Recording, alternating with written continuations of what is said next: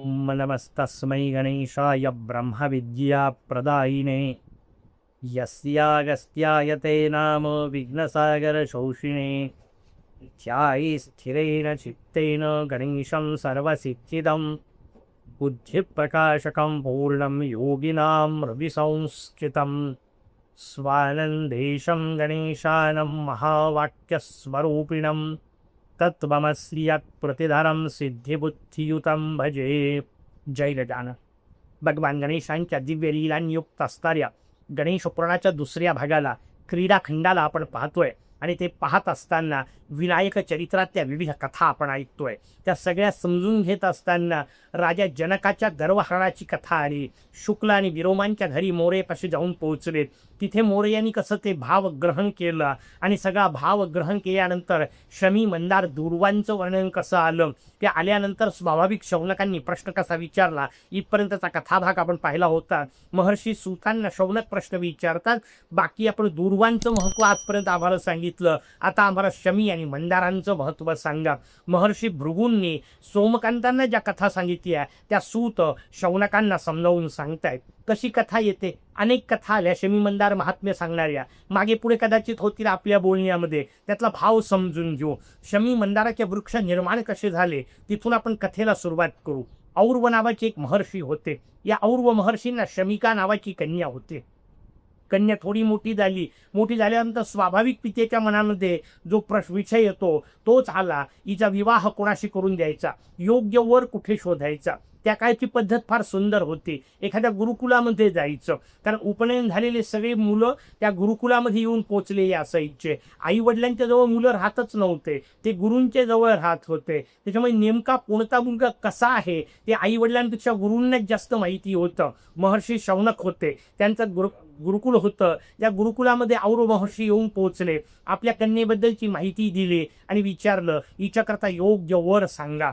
त्यांना माहिती असली सगळी म्हणून त्यांच्याकडे आल्यानंतर त्यांनी समोरच्या एका मुलाकडे बोट दाखवलं. म्हणजे हा समोरचा आहे ना, याचं नाव मंदार असं आहे, धौम्य नावाच्या ऋषींचा मुलगा आहे, सुयोग्य अशा प्रकारचा वर आहे, सर्व गुण संपन्न आहे, तुम्ही आपली कन्या याला आनंदाने देऊ शकता. सांगणेवाल्यावर विश्वास होता. आपल्या कन्येला आपल्या इतक्याच प्रेमाने योग्य वर सांगतील याच्यावर ठाम श्रद्धा असल्यामुळे स्वाभाविक महर्षी औरवांनी प्रस्ताव मान्य केला. महर्षी धौम्यांना बोलावण्यात आलं. सांगणेवाले महर्षी शौनक त्यांच्यावर त्यांचाही विश्वास आहे, त्याच्यामुळे दोन्हीकडून प्रस्ताव मान्य झाला. विवाह संपन्न झाला. अर्थात लहान आहेत त्यावेळी काळच्या हिशोबाप्रमाणे.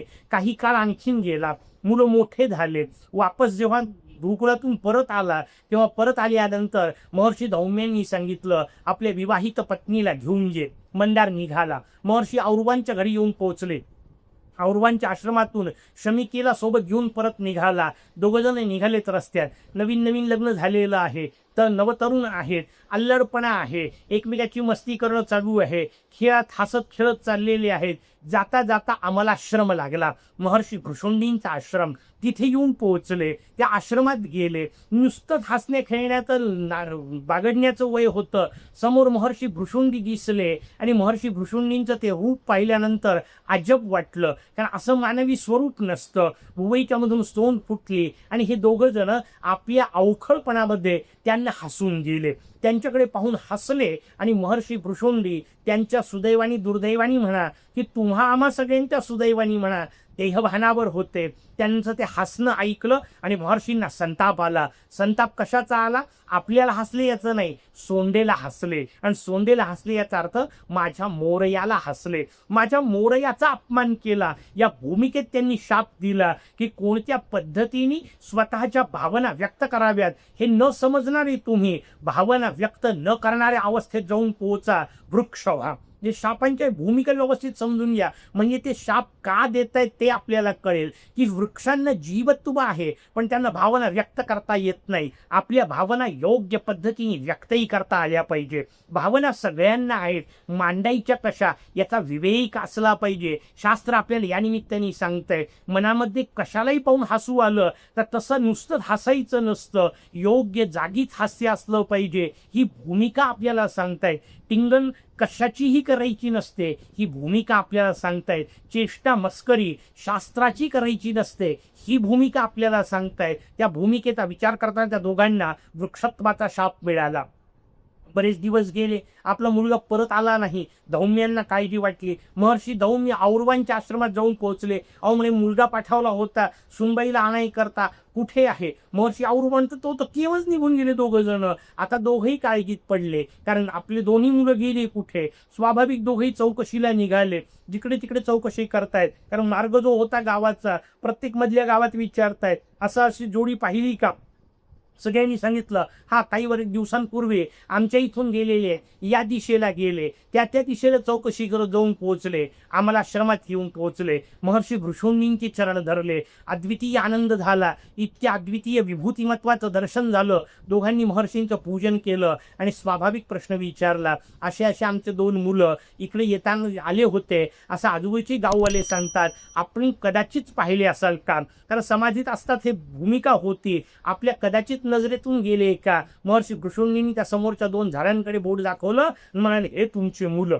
अतिशय धक्का बसला, प्रचंड दुःखही झालं. स्वाभाविक विचारलं, असं काय झालं? महर्षी भृशुंडींनी सगळा कथाभाग सांगितला आणि म्हणाले, अशा अशा पद्धतीने वागले म्हणून मी त्यांना शाप दिलेला आहे. या दोघांनी पाय धरले. मुलं होते, चुकून घडलेली गोष्ट आहे, शाप द्या. महर्षी भृशुंडी म्हणतात, आता माझ्या हातात नाही, कारण त्यांनी मोरयाचा अपमान केला होता म्हणून मी शाप दिलेला आहे. तुम्ही आता मोरयाला शरण जा. महर्षी भृशुंडींनीच मंत्र दिला.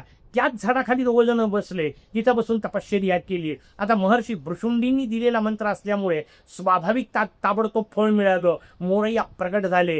प्रगट झालेल्या मोरयांनी विचारलं, काय पाहिजे ते सांगा. हे 2 जण म्हणतात, आमच्या मुलांना पुन्हा आमच्या स्वरूपात, त्यांच्या मूळ स्वरूपात आणून द्या. मोरयांनी वापरलेलं पुढचं वाक्य फार महत्वाचं आहे. मोरया म्हणतो, आता ते शक्य नाही. का? कारण माझ्या भक्तांनी त्यांना शाप दिलेला आहे आणि मी भक्त पराधीन आहे. मी भक्तांच्या इच्छेनुसार वागत असतो. आता माझ्या भक्तांनी जर शाप दिलेला असेल तर तो मीही परत करणार नाही. या निमित्ताने कथाकार आपल्याला सांगतायत, लक्षात ठेवा, एक वेळ तुम्ही भगवंताचा अपमान केला तरी भगवान माफ करेल, कारण तो कृपाळू आहे, दयाळू आहे. तो म्हणतो, जाऊ दे, नाही समजत. या हिशोबात भगवान अपमान करेल, स्वतःचा अपमान एक वेळ माफ करेल, पण भगवंताच्या भक्ताची जर चेष्टा केली, अपमान केला, त्यांना जर वाईट काही बोललात तर ते भगवानही माफ करत नाही. हे आपल्याला या निमित्ताने सांगायचं आहे. आणि कोण भक्त आहे हे कळायला मार्ग नाही. त्याच्यामुळे कोणाचाच अपमान न करणे हा सगळ्यात सोपा नैतिकतेचा मार्ग कथेच्या माध्यमातून आपल्याला सांगितला. पण मोरया म्हणतात, काळजी करू नका. जरी मी यांना पूर्ण रूपात आणणार नसलो तरी तुम्ही तपश्चर्या केली आहे, ती पण वाया जाणार नाही. आता एक काम करतो, या दोघांनाही मी आपल्यामध्ये सामावून घेतो. मी त्यांच्यामध्ये सामावून जातो. दोन्ही प्रकार होतील. माझ्या पूजनात मी यांना सामावतो. ज्यावेळा दुर्वा कदाचित मिळणार नाही त्यावेळा मी शमीपत्राने संतुष्ट होईल. मी शमीला वरदान देतो. या शमीच्या माळा जी गळ्यात घालतील त्यांना मी प्रसन्न होईल. मी शमीला वरदान देतो. मंदाराच्या माळा धारण करतील त्यांना मी आनंद प्रदान करेल. याचं वर्णन आपल्या समोर सांगितलं. तिसरा प्रकार सांगितला, या मंदाराच्या मुळाशी मी जाऊन राहील. 21 वर्षानंतर तो जो पांढरा मंदार सांगितला आपल्याला, श्वेतार्क ज्याला म्हणतात, त्याला 21 वर्षानंतर त्याच्या मुळाला आपोआप मोरयाचा आकार येतो. आणि नाही आला तर ते मूळ काढून आणावं योग्य मुहूर्तावर, त्याला व्यवस्थित तयार करून घ्यावं, त्याची मूर्ती तयार करावी. आणि मंदार मुळाच्या या तयार केलेल्या मूर्तीला शमी, मंदार आणि दुर्वांनी जो पूजितो त्याला वाटेल ते देतो, असा मोरयाने आशीर्वाद दिला. ही वास्तविकता आपल्या समोर या निमित्ताने सांगायची आहे की पूजा या मूर्तीची करावी. श्वेतार्क मूर्ती गणपत्य संप्रदायात सर्वश्रेष्ठ सांगितली. 2 प्रकारचे विग्रह सांगितले. दुसरं वर्णन आपल्याला येईल गजानन कथेमध्ये, नर्मदा गणेश या 2 विग्रहांचं वैशिष्ट्य सांगितलं. हे 2 विग्रह जर सापडले, मिळाले, आपण तिथून आणू शकलो तर यांचं महत्त्व किती, यांची प्राणप्रतिष्ठा करण्याची आवश्यकता नाही. एका वाक्यात सगळं आलं. म्हणजे मूलभूत स्वरूपातच गणेश तत्व आहे. त्यांना वेगळं काही त्याच्यात प्राण पोतायची गरज नाही. गणेशच जणू काही हाती मिळाले. या आनंदात त्यांचं पूजन करावं हा विषय आपल्या समोर ठेवला. 2 विग्रह आपल्याला या निमित्ताने सांगितले. यातला श्वेतार्काचा भाग इथे सांगितला. मग शमीचं महत्त्व आपल्याला सांगितलं. शमी, मंदाराच्या माळा मोरयाला अत्यंत प्रिय असतात हे सांगितलं. आणि या निमित्ताने मी आपल्याला आनंदाने सांगतो, जेव्हा पहिल्यांदा या प्रवचनमालेमध्ये हा विषय निघाला शमी मंदाराच्या माळांचा, अनेकांनी मागणी केली. आणि आपल्या श्रीमंत दगडूशेठ हलवाई गणपती संस्थानचे सगळे विश्वस्त त्यातल्या त्यात महेशजी सूर्यवंशी यांनी प्राधान्याने पुढाकार घेतला आणि पुढाकार घेऊन आज तुम्हाला आम्हाला सांगताना मला अत्यंत आनंद वाटतोय की आता यापुढे ज्यांना कोणाला शनी मंदाराच्या अशा प्रकारच्या माळा हव्या असतील त्यांना श्रीमंत दगडूशेठ हलवाई गणपती संस्थानमध्ये या माळा उपलब्ध होऊ शकतील. तशा प्रकारची रचना मोरयाच्या कृपेने साकार झालेली आहे. आपण निश्चितपणे त्याचाही आनंद घ्यावा ही उद्घोषणा या निमित्ताने मी आपल्या समोर करतो. शमी मंदाराचं वेगवेगळं महात्म्य आपल्या समोर या निमित्ताने सांगितलं. कथा अनेक पुराणात असतात आणि त्या सारख्या असतात. म्हणजे शमीची एक कथा मी आपल्याला सांगतो, आपल्याला ताबडतोब दुसरी सहज पूर्वी ऐकलेली आठवेल. एक भीम नावाचा मनुष्य होता, जंगलात गेला, त्याच्या मागे राक्षस लागला. त्या सगळ्या पुराणाच्या कथा त्या पद्धतीने फक्त ऐकायच्या. एका झाडावर चढला, झाडावर चढल्यानंतर त्या शमीच्या झाडाला काटे असतात, ते काटे रुततायत अंगाला म्हणून इकडे तिकडे हालत होता. त्या हयण्याच्या नादामध्ये शमीचे पानं पडत होते. ते पडलेले पानं खाली एका मूर्तीवर पडत होते. भगवान वामनांनी कधी काळी जिथे तपश्चर्या केली होती ते श्री क्षेत्र अधोष्ट शमी विघ्नेश विग्रह तिथं होता, ज्याला वक्रतुंड गणेश असं म्हणतात. त्याच्यावर असलेल्या शमीच्या झाडावर हा योगायोगाने चढलेला होता. ते पानं शमीचे खाली पडले, मोरयाच्या मूर्तीवर पडले. मोरया प्रसन्न झाला आणि त्याचा उद्धार केला. अशा प्रकारची कथा आठवली ना आपल्याला भगवान शंकरांच्या कथेमध्ये. त्या व्याधाची कथा, तो व्याध असाच जंगलात जातो, झाडावर बसतो, मध्ये पानं येतात म्हणून तोडत राहतो, खाली पाडत राहतो. खाली पिंड असते, पिंडीवर पानं पडतात, व्याधाचा उद्धार होतो. कथा सगळीकडे सारख्या असतात.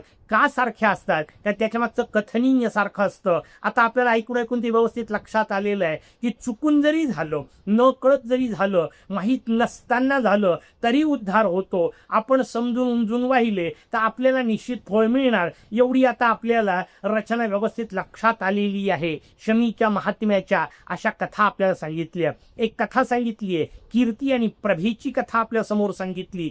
कीर्ती नावाची राणी आहे, प्रभा नावाची दुसरी राणी आहे. प्रियव्रत नावाच्या राजाच्या या दोन राण्या. त्यातल्या कीर्तीला मोठीला मुलगा नाही, प्रभाला संतती आहे. स्वाभाविक राजा प्रभेच्या मागे आहे. कीर्ती अत्यंत दुःखी आहे. दुःखी असणारी कीर्ती आत्महत्या करण्याकरता गेली. रस्त्यात तिला देवल नावाचे ऋषी भेटले. त्या देवलांनी तिला सांगितलं, अगं का आत्महत्या करते, जीवन अमूल्य आहे, भगवंताच्या कृपेने मिळालेलं आहे. समस्या असतातच, समस्या नाही असं जीवन कसं असेल? त्या समस्यांवर उपाय असतात, ते उपाय केले पाहिजे. असं पळून जाऊन उपयोग नाहीये. आत्महत्या हा उपाय नाहीये. एक काम कर, भगवंताचं चिंतन कर. मी तुला उपाय सांगतो. मोरया शमीच्या वाहण्याने अत्यंत प्रसन्न होतो. तू एक काम कर, शमी अर्चनाचं विधान कर. महर्षी देवलांनी त्या कीर्तीला शमी आराधना सांगितली. शमीच्या माध्यमातून मोरयाची उपासना कशी करायची सांगितली. शमीपत्र वाहत मोरयाची उपासना. सहस्रनाम घ्यायचं, एकेका नावाने एक एक पान व्हायचं. रोज तू सहस्रनामाने शमीनी अर्चन करत जा. काही दिवस आपोआप गेले, तिच्या सगळ्या दुःखांचं शमन झालं. कारण शमी शब्दाचा अर्थच आहे जी शमन करते. तिच्या दुःखांचं शमन झालं. कीर्तीलाही पुढे मुलगा झाला. मग पुढची कथा पौराणिक पद्धतीची असते, व्यावहारिक वृत्ती त्याच्यात दाखवायच्या असतात. रचना त्या समोर आली.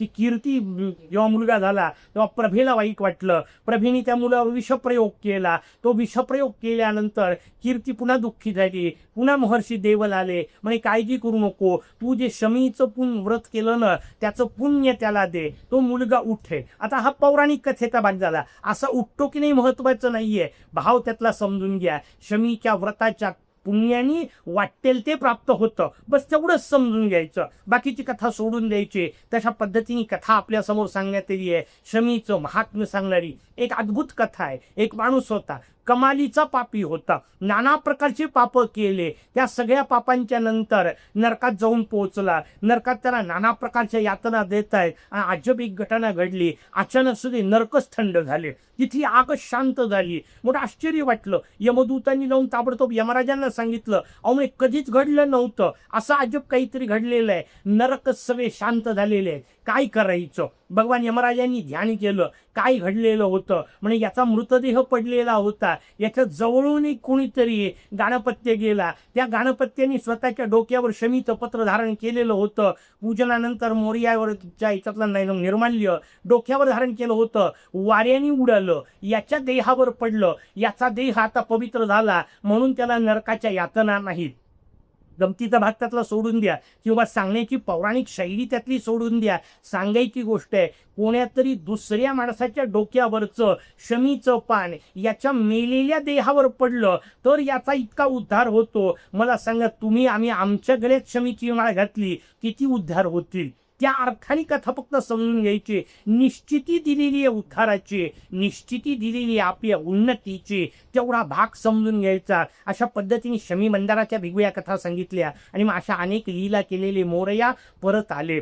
परत आल्यानंतर स्वाभाविक विषय निघाला आता देवांतका आणि नरांतकाला मारण्याचा. कारण आले त्याच्याकरता जन्माला होते, प्रगट त्याकरता झालेले होते. महर्षी कश्यप आणि अदितींना सांगण्यात आलं की आम्ही ज्या कार्याकरता आलोय ना ते कार्य आता आम्हाला करायचंय. पहिले नरांतकाचा वध केला, ती भूमिका व्यवस्थित समजून घ्या. पहिले नरांतक का मारायचा त्याचं उत्तर आपण नरांतकाचे आणि देवांतकाचे गुढार्थ पाहिले होते. पहिल्यांदा तुम्हाला माणूस व्हावं लागेल मग देवत्वापर्यंत जाता येईल. नरांतक वृत्ती जी होती ती पहिले नष्ट करावी लागेल, तुम्हाला माणूस अवस्थेत यावं लागेल. याचा अर्थ उपासना, साधना, अनुष्ठान करावे लागतील. या सगळ्या गोष्टींचं वर्णन आधी केलं. नरांतकाच्या सोबत मोठा संग्राम झाला, त्या संग्रामात नरांतक मारला गेला. या संग्रामाचं एक वैशिष्ट्य आपल्याला सांगतो. या संग्रामात मोरयांनी नारी सैन्याचा उपयोग केला. काय काय वैशिष्ट्यपूर्ण ज्या गोष्टी आहेत त्यातलं एक महत्त्व आपल्यासमोर इथं पाहायला मिळतं. नारी सैन्य उभं केलं आणि हे नारी सैन्य उभं करून त्यांच्या माध्यमातून संग्राम केला. याचा अर्थ स्त्री शक्ती उभी राहिली तरच ही नरांतक प्रवृत्ती नष्ट होऊ शकते. हे फार महत्त्वाचं सूत्र सांगायचंय. का? कारण संस्कार घरात आई देत असते. हा भाव त्यातला जो सांगायचा आहे तो समजून घ्या. तो नरांतक नावाचा एक राक्षस त्याच्यासमोर केवळ सैन्य उभं केलं हा झाला कथेचा भाग. स्त्री उभी राहिली पाहिजे, कारण जोपर्यंत नारी शक्ती उभी राहत नाही ना तोपर्यंत अतिरेकीय कार्य होतच नाही. एक कथा भाग सहज आठवला म्हणून आपल्याला सांगतो. राजस्थानचे एक इतिहास तज्ज्ञ, नाव आता मला आठवत नाहीत पण नावांचं महत्त्व नाही त्यातला भाव लक्षात या. राजस्थानचे एक इतिहास तज्ज्ञ महाराष्ट्राच्या एक इतिहास तज्ज्ञाला भेटले आणि त्यांनी प्रश्न विचारला. एकमेकांना बोलत असताना महाराष्ट्राच्या इतिहास तज्ज्ञांनी त्यांना प्रश्न विचारलाय, तुमच्या राजस्थानमध्ये एकापेक्षा एक पराक्रमी लोक झाले, मग एवढे सगळे पराक्रमी लोक असतानाही तुमच्याकडे एकही छत्रपती का नाही झाले? याचा अर्थ स्वतःचं हिंदवी स्वराज्य असावं ही भूमिका असणारा एकही महापुरुष तुमच्याकडे का निर्माण नाही होऊ शकला? तिथे एखादं स्वतःच राज्य का नाही निर्माण होऊ शकलं? त्या राजस्थानच्या इतिहास तज्ज्ञांनी दिलेलं उत्तर फार महत्त्वाचं आहे. मातृशक्तीची क्षमता समजून घेण्याकरता उत्तर लक्षात घ्या. राजस्थानचे इतिहास तज्ज्ञ म्हणतात आमच्याकडचा प्रत्येक माणूस स्वतः छत्रपती होण्याच्या योग्यतेचा होता. अडचण एकच होती, आमच्याकडे आईसाहेब जिजाऊ नाही जन्माला आल्या. लक्षात ठेवा, आईसाहेब जिजाऊ जन्माला येतात ना मग शिवबाचं चरित्र घडत असतं. हा भाव त्यातला आपल्या समोर ठेवायचा आहे. स्त्री शक्ती जेव्हा जागृत होते तेव्हाच परिवर्तनाची लाट येऊ शकते. तो भाव मोरया आपल्याला देत आहेत. नारी शक्ती नरांतकत्वाचा विनाश करू शकते, कारण माणूस निर्माण करणे नावाची प्रक्रिया जी संस्कारांच्या माध्यमातून होते ते संस्कार घरातली नारी देत असते, घरातली आई देत असते. म्हणून तिचा मान तुमच्या माझ्या संस्कृतीने वडिलांपेक्षा अधिक सांगितला. मातृदेवो भव आधी, मग पितृदेवो भव, मग आचार्य देवो भव. रचना आपल्याकडे सहजतेने त्या मातेचं वंदन. सगळ्या देवतांचे जे पाहणं तुम्ही आधी मातृशक्तीला वंदन आहे. सिद्धिविनायक शब्द वापरतो आपण, बुद्धिविनायक शब्द वापरतो, सीताराम शब्द वापरतो, लक्ष्मी नारायण शब्द वापरतो, पार्वती परमेश्वर शब्द वापरतो. उलटे नाही वापरत. आधी आईचं वंदन मग वडिलांचं. या हिशोबामध्ये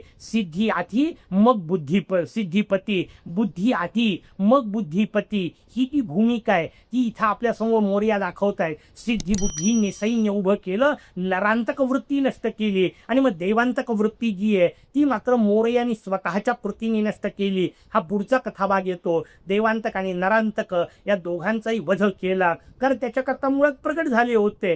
ती नुसती लीला असते, सहज कृती स्वरूपात केली आणि मोरयांनी सांगितलं आता हा अवतार संपवायचा, कारण तेवढ्या करता झालेला होता. पृथ्वीवरचा हा विनायक अवतार संपून मोरया स्वतःच्या स्वानंद लोकात गेले. आदिती जाताना अत्यंत दुःखात आहे. म्हणाली मोरया पुन्हा कधी भेट होईल. मोर्याचं इथं काळजी करू नको. त्रेतायुगामध्ये भगवान शंकरांच्या आणि पार्वतीच्या घरी आम्ही मयुरेश्वर रूपात अवतीर्ण होऊ. त्यावेळा पुन्हा तुझी माझी भेट होईल. त्यावेळा तुला प्रत्यक्ष दर्शन पुन्हा होऊ शकेल. तोपर्यंत गणेश उपासना करत राहा असं महर्षी कश्यपांना आणि अदितींना सांगून विनायक अवतार शांत झाले. मोरया स्वानंद लोकात परत गेले. इथपर्यंतचा कथाभाग इथपर्यंत आला. पुढचा भाग आपण उद्यापासून पाहू. तोपर्यंत जय गजानन. गणेश भक्तांनो, आपल्या चॅनेलला सबस्क्राईब करा, व्हिडिओला लाईक करा आणि आपल्या मित्रपरिवारासोबत नक्की शेअर करा. जय गणेश.